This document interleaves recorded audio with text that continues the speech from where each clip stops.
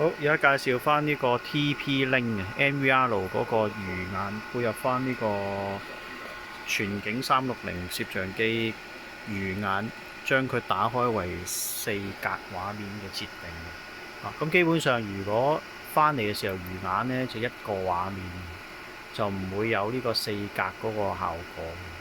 咁要將呢一格啦，其實係一支 cam 嚟嘅，呢個畫面係一支 cam 嚟嘅。咁啊去下邊撳翻呢個進入魚眼模式，咁佢就會打開4格啦。其實一個畫面360度嘅 cam 啦，打開到4格。咁因為個角度其實係數碼移動嘅位置嘅，咁就可以控制佢咧喐嗰個畫面。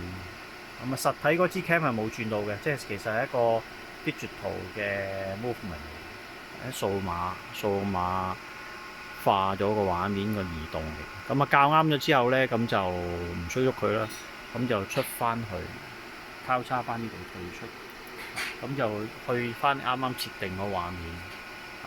咁佢錄其實都係錄一個 channel 嘅，咁亦都可以打開嘅。錄完之後可以用呢個魚眼模式咧打翻開佢。咁啊冇乜特別嘢啦。咁呢個其實一支 cam channel 1，咁呢度咧其實係 channel 2嘅呢邊。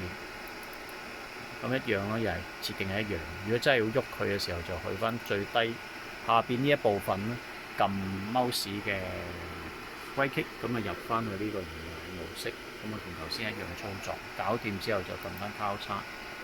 睇翻呢個4 channel 咧，其實係4 channel，咁亦都可以睇翻咁樣。咁啊操作，其他操作都一樣噶啦，即係用翻個 playback 啊嗰啲嘢，全部冇乜